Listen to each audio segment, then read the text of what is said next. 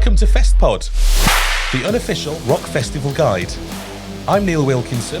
With what is a special episode this time round, we've got some special guests. But before we meet them, let's welcome my fellow hosts. This time round, we have Rich Holmes over in North Wales. How are you doing, Rich? Oh, good evening, Neil. I'm very well, thank you, sir. How about yourself? I'm all right. I notice a slight difference in what I'm looking at there. You've spent a bit of money on your studio, haven't you? Lovely bit of Shure microphone kit here. Yeah, it's you can't go wrong with it, can you? Really? Best on the market, aren't they? Best on the market. Yes, Rich sat there in his own little radio studio in North Wales. We've also got Eamon over there in Uttoxeter. How you doing, Eamon? I'm doing all right, Neil. I'm doing very well. We went out for a little drink the other week, didn't we? We did. Yes, that was very nice. Very nice. We had a nice little meet up down in Nottingham. Yeah. It's quite posh Nottingham, to my surprise. Posh.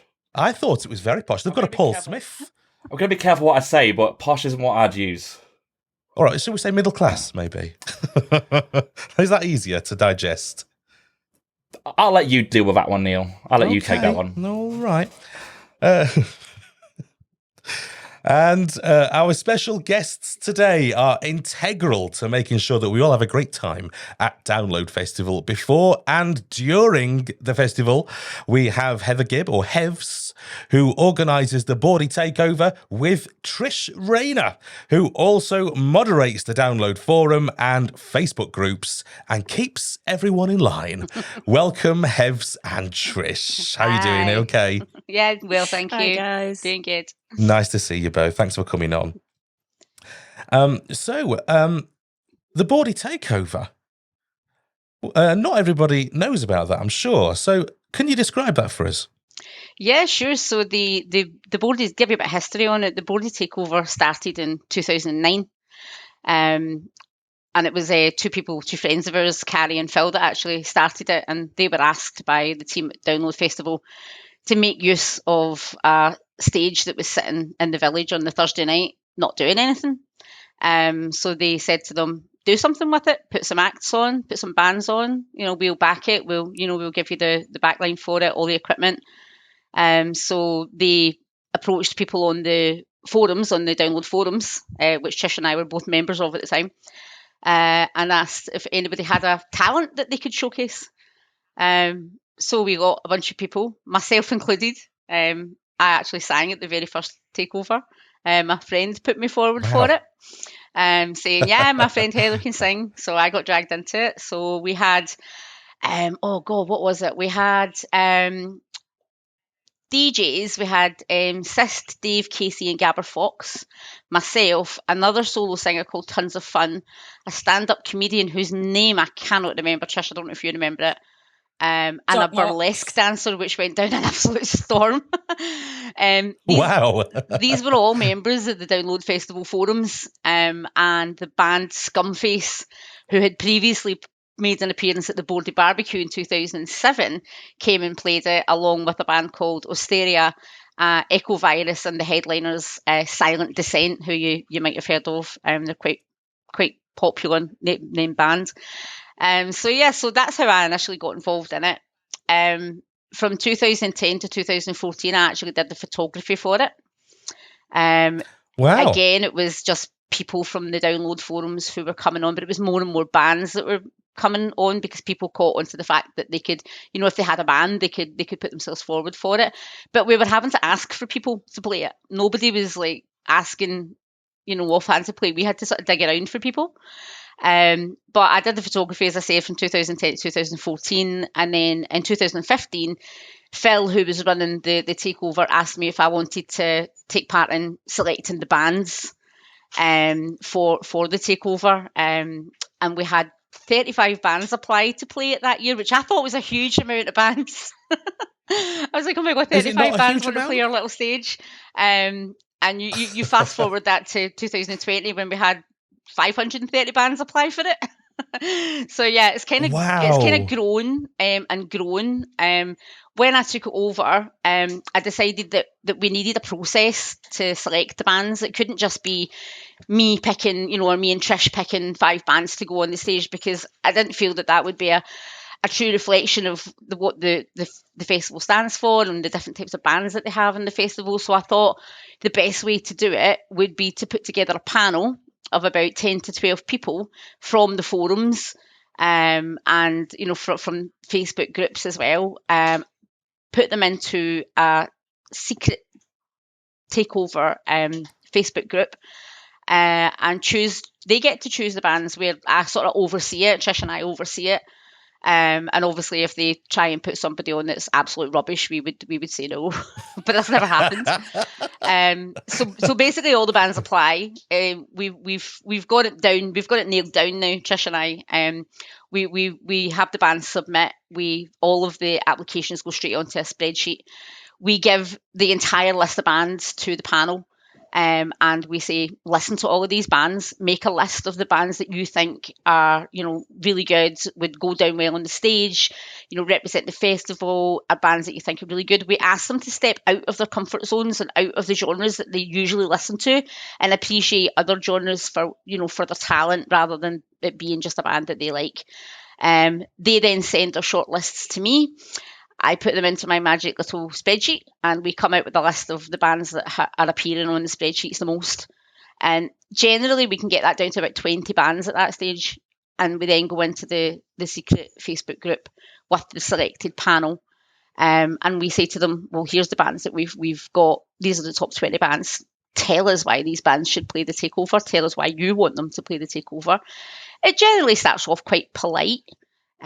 People, discussing the why they like your bands, why they don't like your bands, and by the time we get down to about maybe 10 bands, it gets really passionate, because people then start fighting for the bands that they really want to see on that stage, and they get really they dive right into it, and they get really passionate about it.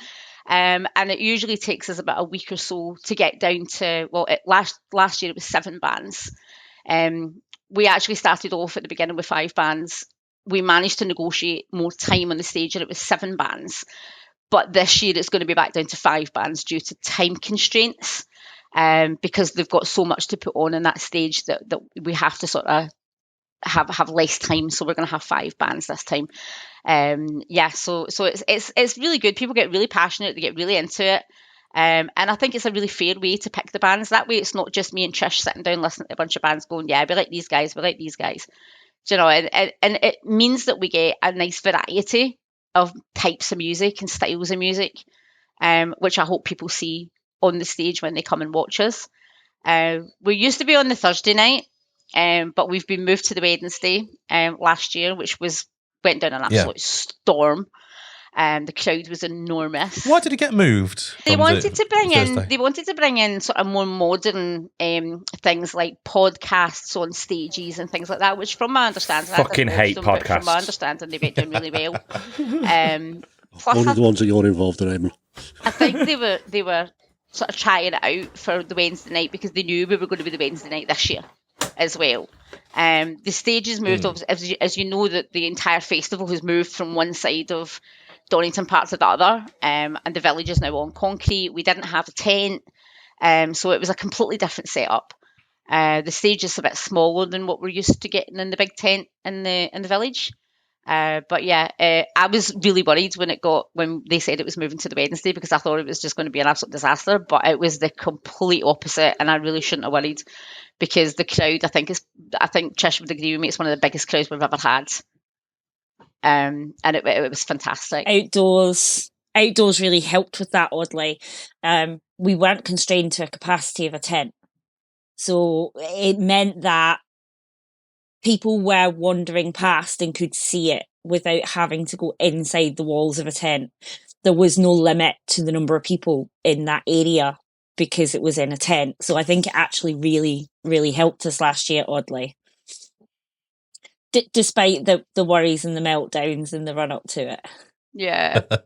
They did kind of tell us last minute it was going to move to the Wednesday, and I did my usual panic modes, thinking, because the takeover is like, I always refer to it as my baby. Andy Coppin himself, when I did an interview with Andy Coppin a number of years ago, and we kind of asked him some questions about the takeover if he was familiar with it, and he even said it's taken on a life of its own. It started off as a stage just being used for some entertainment, and it's now an integral part of the festival. And it's its own thing now. But there are quite a lot of people that still don't know about it. We do have a Facebook group, Takeover at Download Festival. If any bands are interested in learning more about it, and seeing, what it's all about, then I would invite them to like the page, and it's just gets bigger and bigger as we go. So, Hevs and Trish, going back to the band selection, of which I've been lucky enough to be a part of quite a few times. Yeah. Yes. So I'm going to put you on the spot a bit. So how do you, as the head honcho of it all, keep it all fair? So we've had all the debate recently in the Glastonbury lineup about not being enough female representation on the festival in the headliners. Did you feel that same strain with the takeover? There has been comments from people in the past. There have been comments from people who have attended the show. There have been comments from some people who have played the festival, asking, or saying that there's not enough female representation, and they would like to see that. We've had discussions in the past about how we can increase that female representation. But looking back across the festival, we've had quite a number of female bands, whether that be an all-female band or whether that be someone with a female in the band. Yeah. And just to run off through them, we've had Haxan, Hands Off Gretel, Naya, Odeus, Sweet Little Machine, Last Edition, who had a female sax player, which was amazing, Burning Flag, Altered Sky, Defences last year, Aquadama, and me, obviously. So, and the original, when we chose Sertraline for the festival, they had a female vocalist when we selected them, but she quit before the show, and they replaced her with a male vocalist. So I feel that the representation of female artists is in line with the female artists who are applying to play it. I haven't done the actual statistics, but I might sit down and do it at some point. As I say, we had 525 bands apply to play for 2020. There were not 270 female bands applying. There were well under probably 50 bands that had a female member or were entirely female in their makeup that applied for the takeover. So I think that, the representation of a female artist is in line with the applications that we're getting. So I would really encourage any female acts, whether you're an entirely female band or you've got a female singer or a female guitarist or drummer, which we've had in the past. Apply, put yourselves out there, because we really need more female artists applying for the stage so that we can put more female bands on. What I won't do, and Trish will tell you this, is what I will not do, and I absolutely refuse to do, is to put a band on the stage just because they've got a female quota, that they've got a female lead singer or they're a female band. All of the bands that play our stage are there because they have the talent to be on that stage, and that is regardless of whether they are female or male. It just so happens that there are more male bands apply for the takeover than there are female bands. So I don't think that we're being unfairly biased towards male bands or male led bands, and I think Trish would probably agree with me on that. Yeah, I would. And something that we try and encourage every year with the panel as well is that it's a mix of genders, ages, location, the whole lot, right? So that we're getting that mixed bag across everybody, to make sure that we are not kind of losing anything along the way. I'd like to think that the diversity of the lineups over the years that we've managed to put on have been pretty spot on. Some of the up and coming bands that we've seen come through, a couple of them have ended up playing the Courtyard stage, for example. Mm-hmm. They're not just your run-of-the-mill rock bands or your run-of-the-mill metal bands. There are ones in there that are a little bit different, that aren't just your straight up whatever is going to be going down at Bloodstock, for example. It's that diversity, and the talent that goes with it. Every band that is there on their own merit. They're not there because we need a rap act. They're not there because we want a set lineup where we end up on a metal headliner or we don't have a metal band. There's been a couple of years where we haven't really had a heavy band, but those were the best bands that applied. Yeah. And that's what we try and do. Well, what's the criteria? I mean, what gets people up on that stage? You know, what? Because you've got a committee, let's call it, of 12 people. You said, yeah. So what is it that really narrows it down? Well, I think the first thing we look for is, can they play live? Because we ask them to submit a live recording of their performance, and that doesn't need to be anything professional. I've had messages from people saying, "Oh, what kind of video do you look?" It can be, it can be a video from a fan from the crowd on a mobile phone. You know, we can tell if somebody is good enough to be on that stage just from that. Cabin Boy Dropship, when they applied a number of years ago, they did exactly that. They sent a video recording in of a fan who had recorded their song from a mobile phone in the crowd. But we could very clearly see the energy that band were given on the stage and how they were interacting with the audience and how they were bringing the audience into the music and getting the audience moving and getting them involved. And the guy who sings for Cabin Boy Dropship is an amazing frontman. He's got so much energy. But that's something that we could see straight away. As soon as I heard them, as soon as I saw that video, I went, oh, they've got something, because they've got the energy, they've got the music, they've got the ability, they've got the crowd going, the music is there, and they don't need to send in a flawless video. A professional video. Right, wow. Some people do send in, properly recorded videos of their stage performance. They'll hire a hall. I've had bands hire a hall so that they can just perform and record it. And that's fine, but we also do a bit of background searching, and Eamon will tell you this. I always say to them, if you like a band, if you like what they've submitted, go to YouTube, find them, go to Facebook, find them, look at their music back catalogue, look at what they've done, look at what kind of stages they've played on, because we don't want somebody who's already headlined the Bloodstock stage. We don't want somebody who's been a member of a famous band back in the 80s, and that has happened. So, and it's looking likely that it's going to happen again this year. Because I've been told a certain band are applying that we're thinking, well, no, it's not. We need bands where the takeover should be used as a launch pad.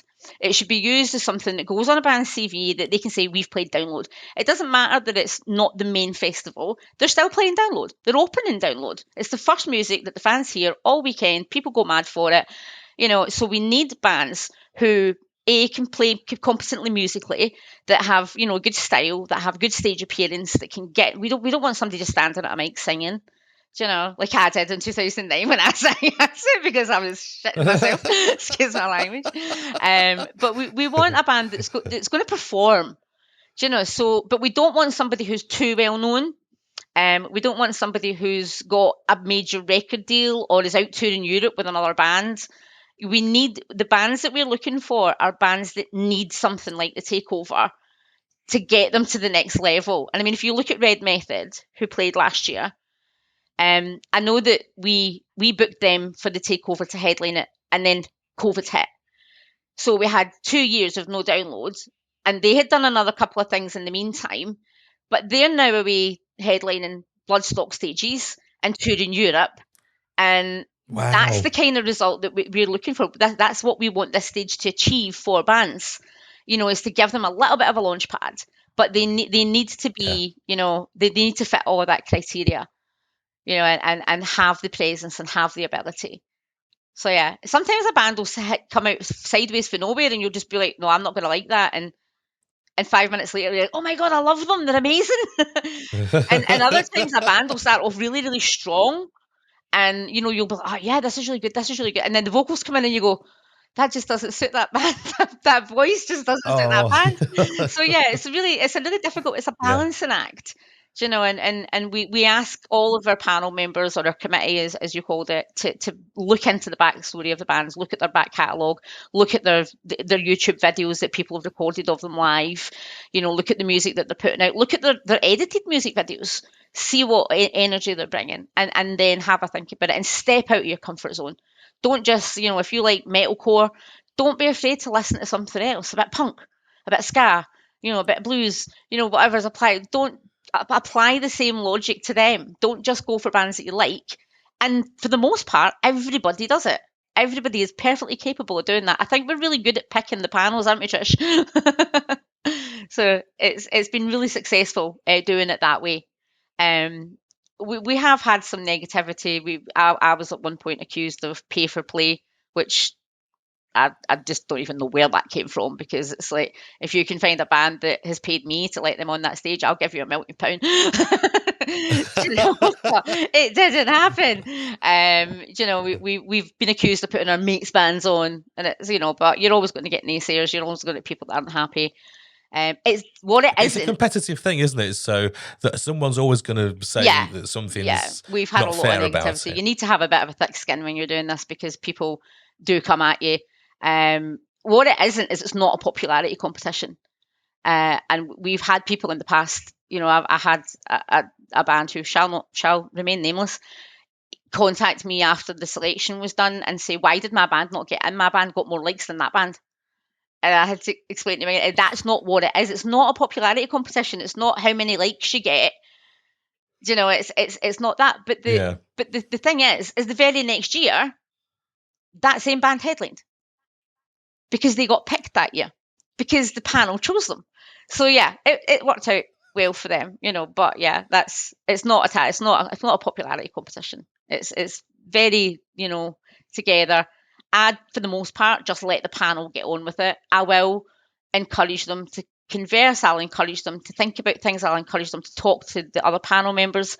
I'll try and push them in, you know, the direction of, you know, telling me why they want a particular band to play and what makes them. When you get down to like the last 7 or 8 bands, it gets really difficult, because you've got eight, maybe 9 bands who are absolutely exceptional at what they do, that blew us all away. And how do you choose?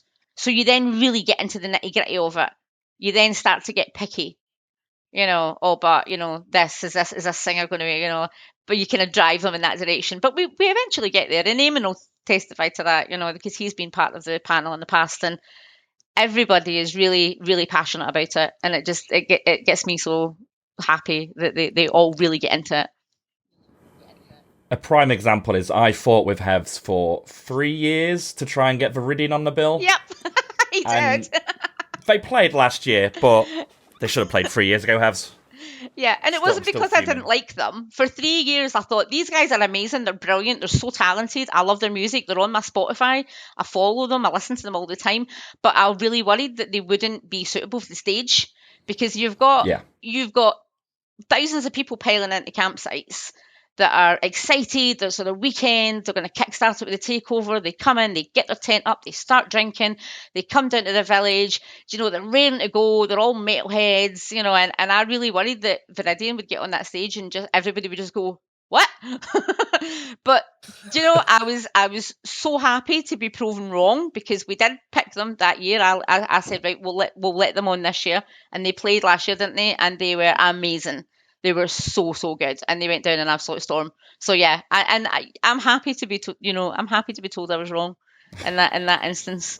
But yeah, they were. And I'm amazing. Always happy to be right. Yes, very good. It was an ongoing battle, you and John. So, obviously, the selection of the bands sounds quite a process that you've got there that's kind of set and it works for you. And it sounds like it can be quite stressful as well, for multiple reasons, both before, during and after the festival. But actually, logistically, leading up to the festival and during the festival, and bear in mind, I've seen you two on the morning of Takeover and how stressed you are. How much do you have to actually go through logistically on site to get this on? And actually on the day, what's your kind of day look like? I'll let Hevs go for this, because all I do I'll be honest, on the day is really just give her the support that she needs. We Yeah. run now 3 events on site, all on the same day. So I'm primarily looking after the other 2, and House has the takeover. So I tend to just make sure she has the support and the people that she needs. But there is a lot that goes into it backstage. I only kind of started learning a little bit about that probably about 2017-ish. Carrie and Phil, who did run the takeover, and as Hiv said at the start, kicked it all off for us. They were also admins on the forums, and they took a massive step back and sat down completely in I think it was late 2015, start 2016. So it meant that Hivs and I were basically doing everything ourselves then. They'd handed everything over to us. That was their baby. It wasn't just the takeover, it was the forums, it was everything. So we really divided and conquered, and we had to because there's only 2 of us. But the first couple of years, it was like, okay, I'm going to let Hivs do her thing, I'm going to do my thing.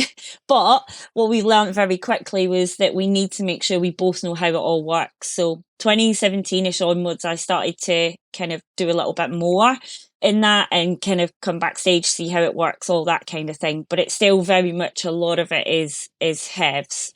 Yeah. I mean, most of the work is done before the day of the takeover. Once the bands are selected, I then liaise with the team at Download Festival in terms of arranging their passes, finding out what vehicles they're bringing, getting vehicle registration numbers and sorting all their access, getting all of their, their stage plots, what they're bringing with them. I mean, Download provide the stage, and they provide all of the equipment and the sound equipment that the band needs. All they need to do is bring their breakables. And so most of the work is done before the actual day. But on the day of the takeover, I will generally wake up in a bit of a tizzy because it's takeover day. Trish will kindly make me breakfast at camp, and I'll get ready and I'll head over. I usually get a lift over by one of the production guys, just to make sure that the bands have all arrived, to make sure that they know their times, and that they're all prepared and ready to go. Once that first band goes on, we've also got a couple of DJs, by the way, who play in between bands. DJ Apocalypse. His name is John, and who's been on the show? Has he? Yeah, he's awesome. Yes, we had a chat with him at Download. He's lovely. And DJ, Chish, what's his name again? DJ, I can't remember his name. He's going to kill me. His name's Chris. I can't remember his DJ name. He's going to murder me. I've known him for like ever. DJ, I'm trying to remember what his name is. I can't remember. It's you're about DJ Soundwave. That's it, DJ Soundwave. Yeah, sorry, that's Chris, the guy. if you're listening. I totally forgot what your name was. Yeah. So these guys, and these guys have been coming and playing DJ slots at the takeover for many, many, many years, and they're now very. I mean, Trish knew John anyway, and Chris anyway, but I now consider them amongst my closest friends. Because I've known them for so long, and they come back year after year and provide us their DJing services for completely free. And they play. So you've usually got Chris or John on stage, getting the music starting while the crowd's arriving, and I'm making sure the bands are all ready and they've got their water and their beer and their cider, which again provided by Downloads. And once the first band goes on, then it's just a case of I announce the bands. I usually go on stage and say who's coming on next, get the crowd going, and then skulk off. Generally, we've got about 10-15 minutes between sets, so it's quite short. But everybody is like at the bottom of those stairs, ready to go before the first band before the band before them comes off the stage. They're all ready to go, and it's a very quick changeover, bit of DJ music, boom, and the next band goes on. So yeah, and we sometimes get visited by the organisers of Downloads. We've had them backstage. We've had the band bookers backstage as well, listening to the bands, because I mean the idea as well is to give these guys exposure to the bigger Download. The bookers and things like that. And when they come backstage, it's like, yes, they're here. They're going to hear them. And, I have had a few comments of, well, these guys are quite good, which is great. Unfortunately, I have absolutely zero influence with these guys, neither does Trish. All we can do is push the bands in their general direction and say, look, these guys are really good. But yeah, it's a really fast paced day. Last year was really horrific because it was lovely weather. It was really really warm. I was getting roasted. Yeah. There was a bit of an issue with getting water backstage, and it was just there's some difficulties there. But that's all the sort of stuff that I have to sort of deal with and get sorted. And then once it's finished, I basically just go back to camp and open beer and have a sit down. Yeah, and a well-deserved wait sit for down Trish and to come rest. back from the quiz, which she and Eamon are involved in at the moment. But yeah, Trish does the other aspects of the festival. She's most of the organisation, as she said. We both know how to do all these things, but Trish generally does the Boardie barbecue, which we have every year. And Yeah, tell us about that. That, I should say, is probably something that most people don't get to go to. No, so it's a community event that we do every year. It started back in 2006 or 7. And it basically started because a load of the Boardies all got together and wanted to, we're going to fire up some barbecues in the campsite, a mass of about 150 people. John Probin got a hold of this through Carrie and Phil, who went, no. Let's give you somewhere to go. I'm not having 150 people barbecuing, please. Just for our listeners, who's John Probin? John Probin's our festival director. Has been for a number of years. He's come in and out of the festival. Him alongside Andy have been involved. Andy Copping have been involved in the festival pretty much since day dot. In one way or another. John is basically the guy that says what needs to go where and when. So when we did they did the layout change, and there was the YouTube video that went out on the layout change. The guy that was walking Heather and I round on that did all of that, that's John Probin. So he's the big boss man, if you like. He'll probably kill me for saying that. He is lovely though. He is very nice. So yeah, John wasn't very happy when he heard that there was going to be 150 people going to barbecuing in his campsites. And the no gas allowed. Yeah, and the campsite manager, funnily enough, called Campsite Mick, really wasn't happy about that. So John basically gave the Boardies somewhere to go. And said, right, we'll put on a barbecue for you. And it used to just be literally a line of tables with preheated burgers and buns set up. Wow. Like, that's all it used to be, and a couple of pallets of beer. Over the years, it's kind of evolved into a bit of a thank you back to the community. So it's generally for somewhere between 150 and 300 people, depending on the size of the area that we get given. We put a DJ on, DJ Apocalypse, who's Spike, who obviously you guys spoke to last year and Heather mentioned earlier. He does double duty for us. It helps that he's one of my husband's best friends. Oh, yes. So he just does what he's told. But it's kind of evolved into being like a mini Q&A as well now. So John, not so much Andy, because we often have the Kerrang Awards, the Heavy Metal Awards, either side of the festival, so he's not often able to join us. But Cam does try and come now every year. So for those that don't know, Cam is kind of Andy's right-hand man when it comes to booking. So Andy does the majority of the big bookings, oversees everything. A lot of the new stuff that you're seeing coming through is Cam's baby, really. He's done a lot of promotion with a lot of the younger bands that are coming up and coming. So yeah, they tend to come. We get generally a couple of people from logistics as well, and a lovely little Q&A session, and see who can cause the most havoc by asking questions that I can't vet before they ask it. So funny.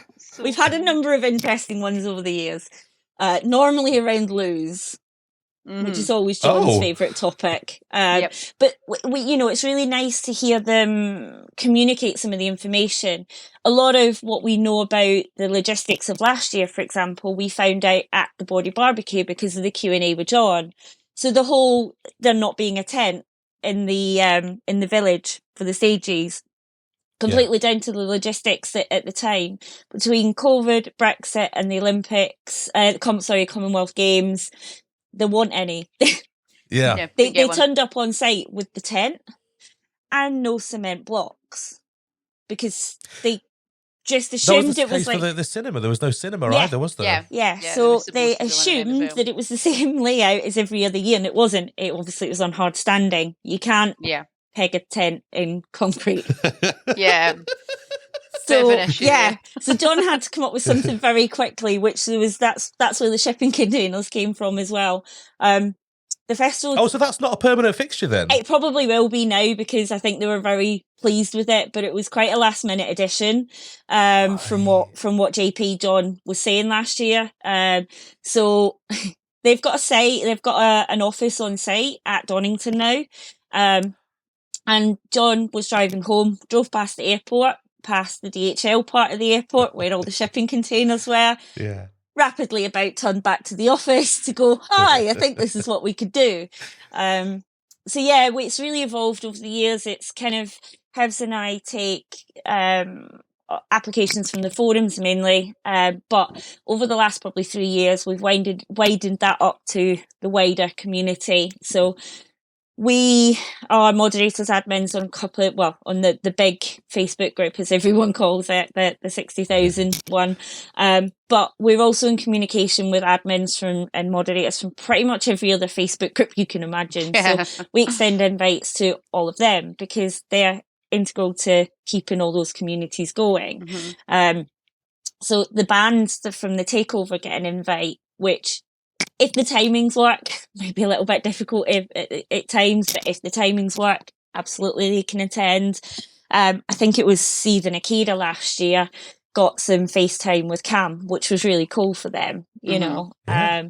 And then just the names that you see over and over again in the community slots, who are answering the questions, who are keeping the discussion going all year round. And you get a couple of drinks, a couple of beers, bit of food, some music, and to hear from the festival team.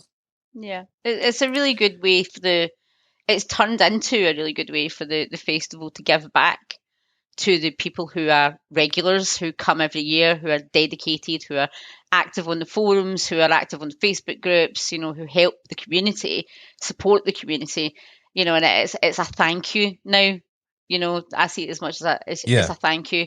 We'll give you some free food, some free drink, some time to ask some questions and mingle. And it's generally held in the RIP sort of area, the guest area. Previously it was held was it the fourth stage tent? Was it? Do you remember years ago it was in the tent in the main arena? Sorry, third stage tent way back in the day. Yeah. And it was just a big massive barbecue that they had on, which was hilarious.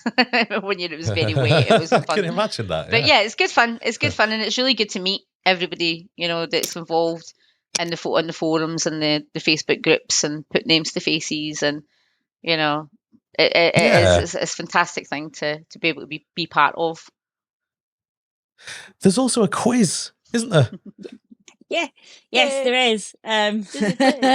So again, something we took over from Carrie and Phil, and actually Beamy used to run it. And yeah, Hevs and I took that on for the last couple of years up until last year. Heather was very much quizmaster.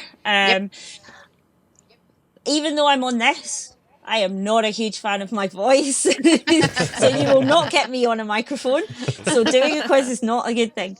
However, myself and my husband Tom, we write all the questions. Yeah. We do a dry run as well. So we have friends over who aren't going to the festival the 2 weeks before, and do a dry run in our living room with a good few beers. Yeah. And they're always such good we need to test the questions well. out and make sure they work. Yeah. But yeah, we write it from scratch every year. That's a job and a half in itself, isn't it? Just writing the questions. Drives me up the wall. Especially because there's been a couple of years where there's a couple of regulars who go. We've had the Four Horsemen who won numerous years running, and there's been several iterations of that team as well. And one of them likes to pull me up every year if he can find an answer that I might have got wrong. Even ever so slightly. And I'm like, dude, you still won. Please stop. Oh, yeah. But Every time. Yeah, it's always yeah. very, very But popular. then obviously last isn't it? year with this always happens on the Wednesday in RIP, in the barn area from about 4:00 onwards normally. But last year, obviously, we had the challenge whereby we needed to be in two places at once because the takeover was on in the village at the same time as the quiz was on. So it was really hard. But obviously, Heather has to be up there for the takeover. That's a absolute, must. So we drafted in and added extra to Quizmaster for us last year, which is the lovely Eamon. Yes. I got those honours, and I got a lot of heckles and a lot of abuse from people who don't like Machine Gun Kelly. And I don't know what I got myself in for, really, but yeah, it was a great laugh. I say, Eamon, I never Apparently once got so. heckled. Never once. Everyone was really nice to me when I was a quizmaster. Very polite. But there was one drunk guy that tried to hit on me one year. But he was very drunk, so I let him away with it. I'm just going to charge you on that, Hevs. I'm pretty certain one year I was just spent the entire quiz just shouting Scotland at you. Yeah, you did. That's not heckling.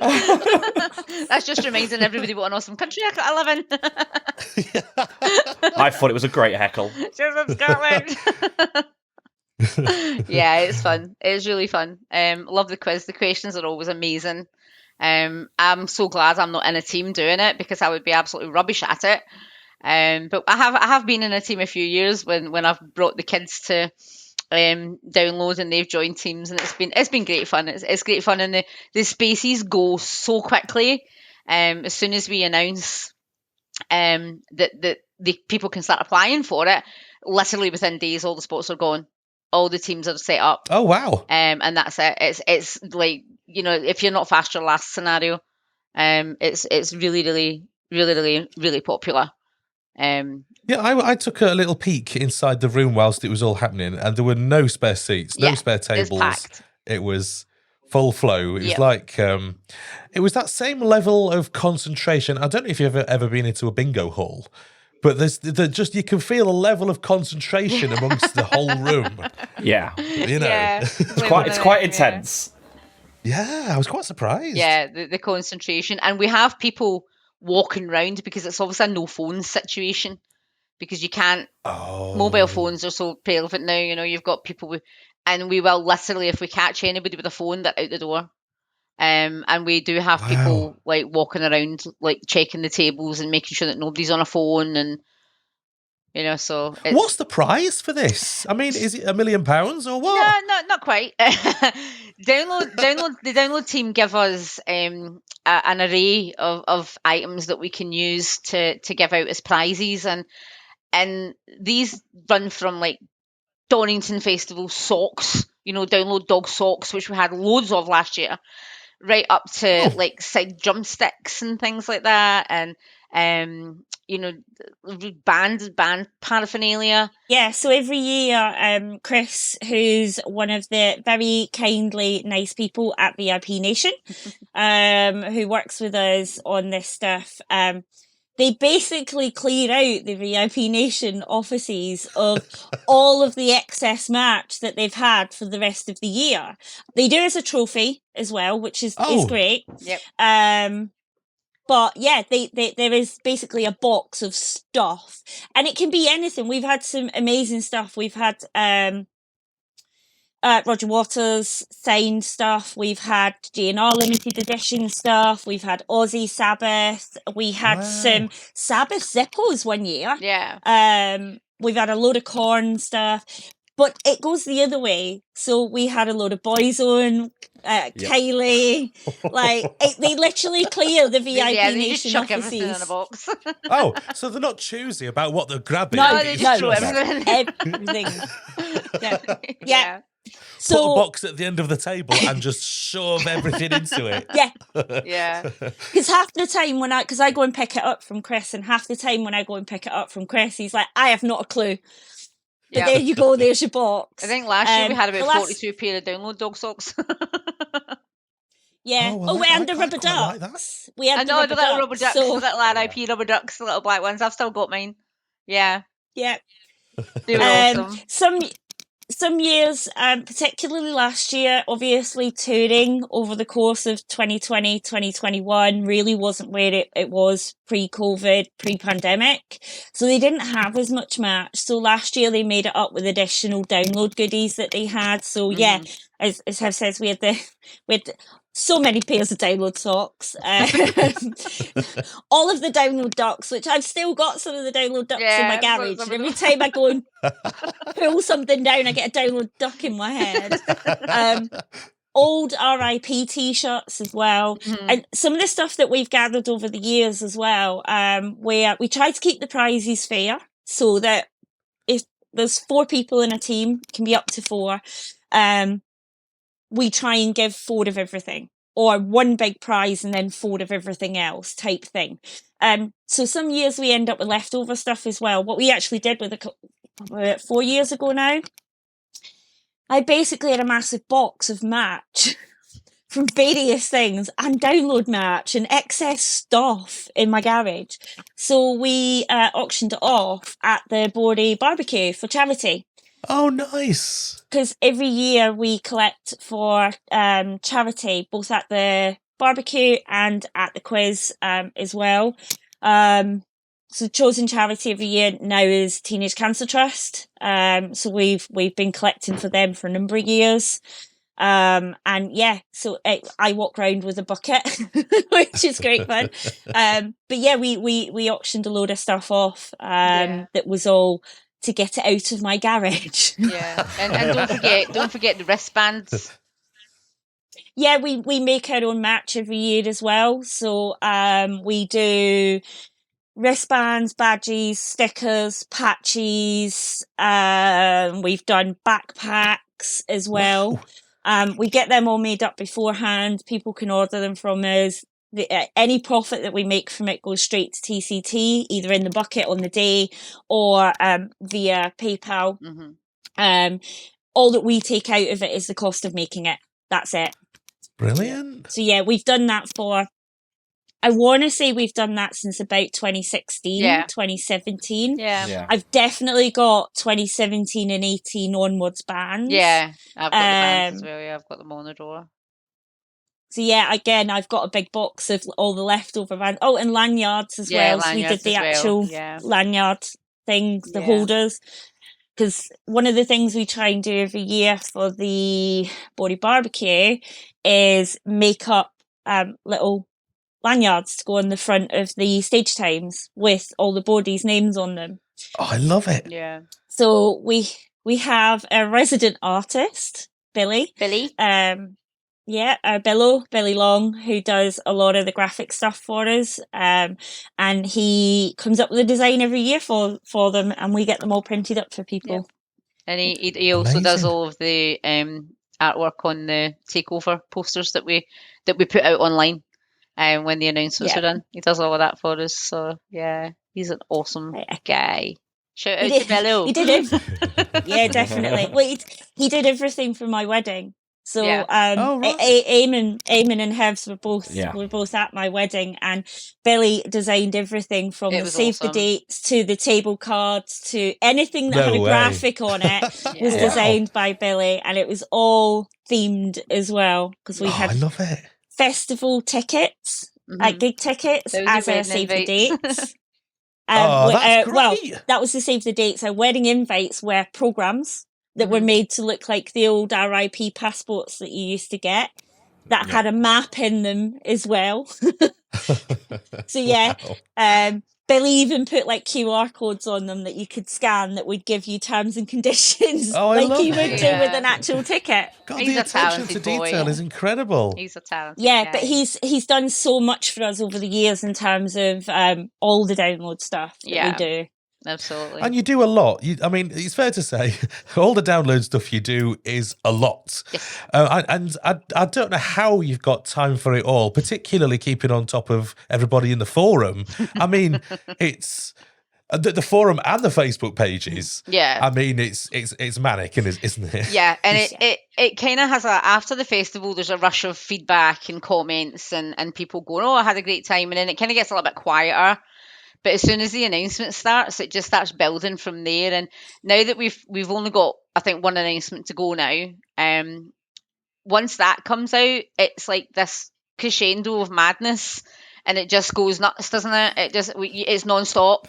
It's constant. Never It's ending. questions on. We're getting tagged in everything. We're getting questions on the Facebook page, questions on the download forums. PMs and phone calls and stuff, and it just goes absolutely mental. I sometimes think I need to take 2 weeks off my own job just to get it all done. But yeah, it gets we both have quite challenging full-time jobs, that are quite full on. I do quite a lot of traveling for work. Trish does quite a lot of traveling for work. So to do all of this on top, I couldn't do it all year round.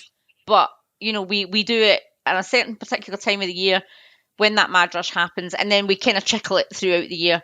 And immediately after the festival, there's like a couple of weeks where everybody goes nuts about what they weren't happy with, or what they loved, and we feed it all back to the teams that download as well. So we kind of do all of that. We gather all the feedback from people. We would rather the feedback was done on the forums though, because it's much easier to capture than it is on like Facebook groups. Yeah. So we try and direct people to the forums to say, if you're gonna, we put up posts about if it was the toilets or the village or the what stage it was, the food, and people can then give us feedback on what they felt worked and what they felt didn't work, and we then give that back to John's team, and they look at that and see what they can do to improve on the things that they've. And we've had some cracking improvements over the years as well. We've had some really good improvements. We've had some big ones.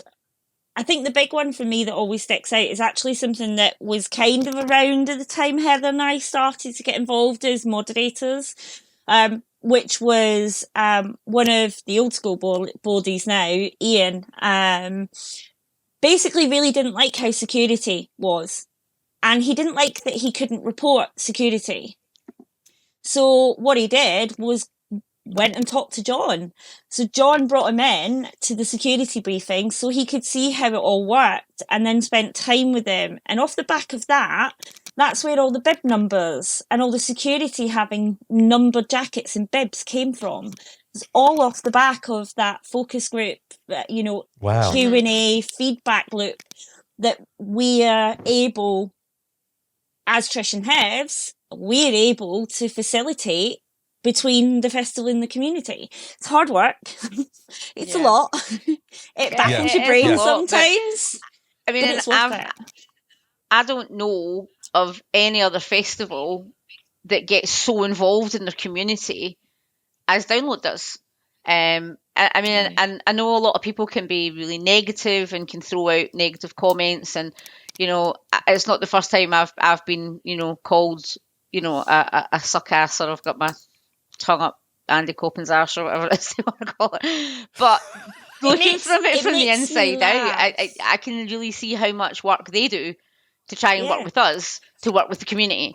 And the things that they give the community and they give back. You've got your takeover, your quizzes, your barbecues, and it's not just that; it's all the feedback that they get. They listen to their festival goers, particularly when it comes to accessibility. That's something where they've had some sore points in the past. The girl who runs the access download group, Ree, works very hard along with the team to try and make it the most positive experience for anybody with access issues. And they take on board all that feedback. Yes, do they get it wrong? Yes, absolutely, they get it wrong, but they do listen and they do we tell it. them that they get it wrong? Yes, we do. Yeah, really do. Because one of the reasons that Hevs and I were both brought on was because we were not quiet at telling them when they got it wrong. Yep, and the team appreciated it. Like, seriously. Sometimes at the festival, John sees me coming and he's like, no. Yeah. John calls me the little angry Scottish woman. He's like, and he said to me once, he was like, and all I saw was a little Scottish angry woman charging across the grass towards me. And he was like, oh shit, what's happened now? And I was coming to speak to him about something that I had a complaint about, and he fixed it like that. Do you know, it was, Wow. and the issue was that in the RIP bar, they weren't selling soft drinks independent of alcohol. So I thought, I had my 12-year-old daughter with me at the time, who's now 23. And, you know, at the time I was saying, well, what am I supposed to give her if you're not? So I had to take it up with John, and within 10 minutes it was fixed. You know, so they even on site, you maybe not know him, but John does, you know, he is on site, Andy's on site. They're both out and about, walking around, dealing with problems, dealing with it. I can't imagine that's an easy job. You know, hats off to them both. But yeah, they do listen. They do make changes. They want to improve the festival for people. Yeah, well, absolutely. I mean, it's in their interest, isn't it, to make it the best experience for everybody. Absolutely. I mean, I know there's a lot that you do, but what really, what pisses you off the most about what you do? Because there's got to be something that you just think, I can't get hold of this. I can't get this done. I can't make this Where right. do you want me to start? Trish and I have many head bang moments together. I think the biggest thing for me is people not listening, right? Like, have the repetition of information, the arguments that, as Hev said, we've been called all the names under the sun, and they're like, oh no, you're just saying that because you're towing the line with download. And I'm like, I'm really not. We're really not. I spend half my life shouting at John when we're at the festival, you know, and by the way, if you want this sorting, you're going to have to shut up and deal with it and let me deal with it. So pipe the fuck down, please. Yeah. But I think it's that. It's that attitude that comes with it. That's the bit that pisses me off more than anything else. We put hours into what we do. Mm-hmm. Like, I think one point, like, there was one point, there is a point every year in the run up to the festival where basically my husband and my friends go, pat you on the head, just keep you nice and calm, because the stress levels are up here. And we're still getting, like, we got a question one year in the run up to the festival, and I'm really hoping Eamon remembers this, about whether somebody could land their helicopter. Oh no! Oh god, yeah. Yeah. No, yes. Surely not. Can I land my helicopter at the airport? No, it wasn't even at the airport. Oh, no, it was on site. I could cope with that. Yeah. They wanted, because there's a helipad on site for the air ambulance. There has to be for the size of the event. And they were like, I've looked at the licensing plans and the licensing application for the event notices and everything, and the actual licensing and stuff. And they're like, I can see a helipad. Can I land my helicopter? No. So now this question comes up every year now, doesn't it? Yeah. People now ask it as a joke. You know, Trish and I will put a post on one of the download forums saying, right, if you've got questions, put them in here. And about 4 times you'll see, can I land my helicopter? Can I land my helicopter? Can I bring my tank? Yeah. they just run with it. It's so funny. But yeah. Oh, I love that. But there is a level of common sense not being common, right? And that's the bit that gets me more than anything. Please don't ask me if there's going to be an outlet, a plug socket in the campsite for you to plug in your straighteners next to your tent, because there really isn't. You're camping, yeah, you're camping, babes. You know, you're camping, babes. And I think it's that blatant disregard for people's time and effort. There's a lot of effort goes into the FAQs we have on the forums, the FAQs that we work with the admins of the Facebook groups for. Vicky Castle, who's admin of the big Facebook group, she puts hours into working with me and Hevs on the FAQs, making sure that everything that they've got matches what we've got. It's all stuff that's come direct from the team. Even the amount of work that the customer services guys put into making sure everything is right. Yeah, they get it wrong. Let's not upload Reading do's and don'ts to the download website again. Oh dear. Well, Reading is allowed fires. We're not. Yeah. Oh my God. Yeah. Oh but, no, that's potentially... Errors happen, things happen. Yeah. But it's that blatant disregard for the effort and what people put into it. You know, the amount of times we've had demands that bands play the takeover, demands that teams get allowed into the quiz, demands that people get to come to the barbecue. And I'm like, no. Yeah, there's a level of entitlement there. Yeah. and it can get, quite annoying. But I'm used to it now, I think. Yeah, God, that's an awful thing to have to get used to. I know. But yeah, I guess being in that position, I guess it comes with it, doesn't it? Yeah. But talking about the takeover, there's I believe you've got one or two things that you'd like to announce. Here on Festpod. Yes. Thank you for reminding me. I had completely forgotten. So we've been getting a lot of messages asking us when the takeover submissions are going to be going live. So I would like to take this opportunity to announce that the takeover submissions will be going live on Monday, the 20th of March. There will be a link on the Takeover Facebook group for you to follow to submit your live video. You may also submit an edited video if you wish, but you do not have to. Please submit a live music video, no editing, and the submissions will be open for 2 weeks. So submissions will close on the 3rd of April. They are open for 2 weeks, so don't all rush at once. I know that everybody wants to get in there first, but we usually open for a week. We're open for 2 weeks this time, just to give everybody an opportunity to submit their videos. If you have any questions, please drop me a message on the Takeover page. But yep, submissions are going live on Monday, the 20th of March. So get in there and good luck. And when do they close? They close on the 3rd of April.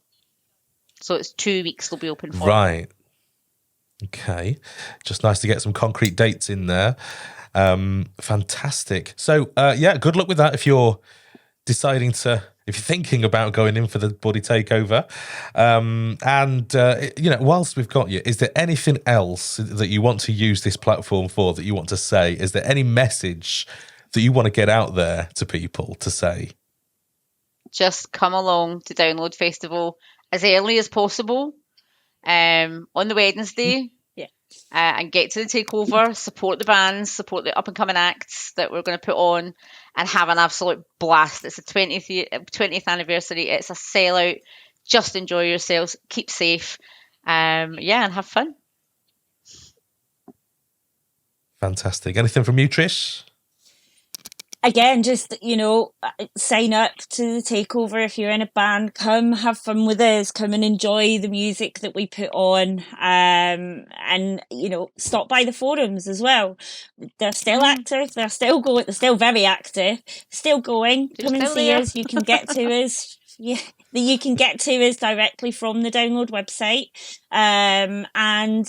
Just keep talking to us, guys. We are enjoying being involved. We're enjoying listening, and we're enjoying being that liaison for the wider community through to the Download team. But also, I am a little bit gutted that Lee's not here today, because I was really hoping to hear his thoughts on Envisions, particularly because they played the takeover. They did. Yes. So the one time you have someone on that can talk to Lee about Envisions, and he's not here. He's not here. No, damn it, Lee. Yeah. No, but I think we can guess. We can guess what he would say. Yeah. He loves them. They're his number one band, and I think he'd probably just say thank you. Thank you for putting them on. They were so amazing. we could discover them. Trish and I have actually seen them a couple of times, separate from the takeover, and she goes absolutely mental when she sees them. All right. Yeah, she's a bit of a fan.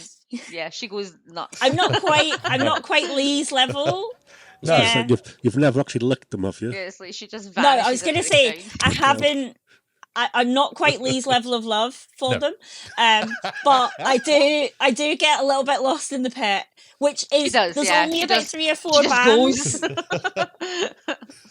It's like 1 minute I've she's got a there, and the little next bit time of she's gone. Yeah, they really blasted it when they headlined the takeover stage. They are an amazing band. I so wish them absolutely wonderful things for their future. I can see they're doing really well. They're just about to start touring again. So yeah, they're a fab band. Love them to bits. Absolutely. Well, thanks so much to Heather Gibb and Trish Rayner for joining us here on Festpod You're welcome. for a very special episode. Exclusive Thank you very much for coming announcement on Festpod. I know. God, we're lucky. If you have found some value in what you've heard today, please consider supporting Festpod on Patreon, and why not give us a review wherever you've found us. We are on the socials and on YouTube. Just search for Festpod to find us on those other social platforms. And also, we've now got a ton of new merch on sale, which I may be modelling as we speak. I think, Rich, you've got some on as well, haven't you? You've got some... This was a sample from another potential supplier, so it's not as good as the one you're wearing. Okay, but if you want the design that Rich is wearing, we do have that. So go to Etsy and search for Festpod there to find it. So that's it. Thank you so much for listening, and we'll catch you again soon. Thanks a lot. Bye-bye.